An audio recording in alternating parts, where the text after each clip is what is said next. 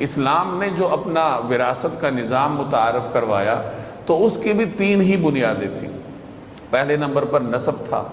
عربوں کے ہاں بھی نسب وراثت کی بنیاد تھی، لیکن ان کے ہاں اس کی نوعیت کچھ اور تھی۔ جیسے میں نے پہلے آپ کو بتایا کہ صرف اس لڑکے کو وراثت میں حصہ دار سمجھا جاتا تھا جو مال کمانے کے لائق ہوتا تھا، کہ بالغ بیٹا ہے تو نسب کی بنیاد پر صرف بالغ بیٹوں کو وراثت میں حصہ دار سمجھا جاتا تھا۔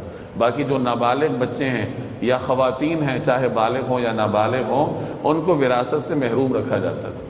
تو اسلام نے اس طریقہ کار کو بدلا، آگے تفصیل آپ کے سامنے آئے گی۔ تو اسلام میں وراثت کی پہلی بنیاد نسب ہے۔ دوسری بنیاد نکاح ہے کہ میاں بیوی کے درمیان جب نکاح ہوتا ہے تو نکاح کے بنیاد پر وہ ایک دوسرے کے وارث بنتے ہیں۔ ہاں اگر آپس میں علیحدگی ہو جائے، طلاق ہو جائے، تو پھر ظاہر ہے کہ نکاح کا رشتہ ہی ختم ہوا تو وراثت کی بنیاد ختم ہو جاتی ہے، اور اگر نکاح کا رشتہ برقرار رہے اور دونوں میں سے کسی ایک کا انتقال ہو جائے تو وہ ایک دوسرے کے وارث بنتے ہیں۔ تو دو اسباب ہو گئے۔ تیسرا سبب اسلام میں ولا ہے، ولاء الموالات۔ ولا جیسے میں نے عرض کیا کہ تعلق کے مفہوم میں استعمال ہوتا ہے۔ عربوں کے ہاں جو وراثت کا سبب ولا تھا وہ کچھ اور تھا، اور بعد میں جس کو شریعت نے برقرار رکھا وہ کچھ اور تھا۔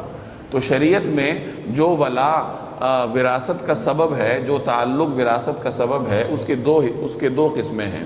پہلا ولا وہ ہے جو آقا اور غلامی کا تعلق ہے۔ پہلے زمانے میں غلام ہوتے تھے، تو اگر کسی شخص کا غلام انتقال کر جاتا اور اس غلام کا اپنا کوئی رشتہ دار نہ ہوتا تو اس کا جو مال تھا وہ اس کے مالک کو ملا کرتا تھا، اسی ولا کی وجہ سے۔ یعنی کوئی شخص ہے، اس نے اپنے غلام کو آزاد کیا ہے، تو غلام اور اس کے درمیان ولاء العتاقہ کا تعلق وجود میں آتا تھا۔ عتاق کہتے ہیں آزادی کو، تو یہ آزادی کا ولا، آزادی کا تعلق سمجھا جاتا تھا۔ اب اگر غلام کا انتقال ہوتا ہے اور اس کے قریبی رشتہ دار نہیں ہیں تو اس کا مالک جس نے اس کو آزاد کیا تھا وہی اس کا وارث سمجھا جاتا تھا۔ اسی طرح اگر مالک کا انتقال ہو جاتا ہے اور اس کے قریبی رشتہ دار نہیں ہے تو جو اس کا آزاد کردہ غلام تھا اسی کو اس کا وارث سمجھا جاتا تھا۔ یہ اسلام نے جس ولا کے نظام کو متعارف کروایا اس کی پہلی قسم ہے، جس کو ولاء العتاقہ کہتے ہیں، اور ولا کی دوسری قسم کو ولاء الموالات کہتے ہیں۔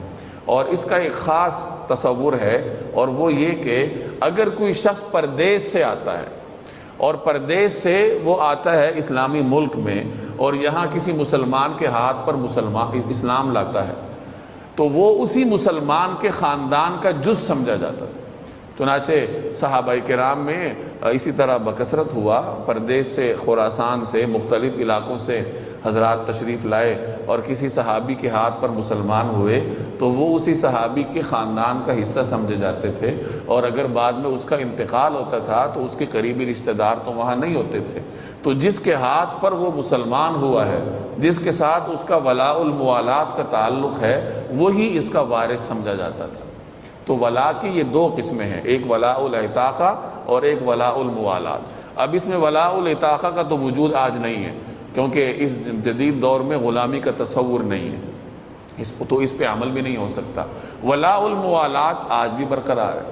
چنانچہ آج بھی اگر کوئی شخص پردیس سے آتا ہے، دارالاسلام میں کسی کے ہاتھ میں مسلمان ہوتا ہے، اس کے ساتھ ولاء الموالات کا تعلق قائم کرتا ہے تو وہ اسی کے خاندان کا حصہ سمجھا جائے گا، اور اگر کل کو اس کا انتقال ہوتا ہے تو جس کے ہاتھ پر وہ مسلمان ہوا تھا، جو اس کا مولا ہے، وہی اس کا وارث سمجھا جائے گا۔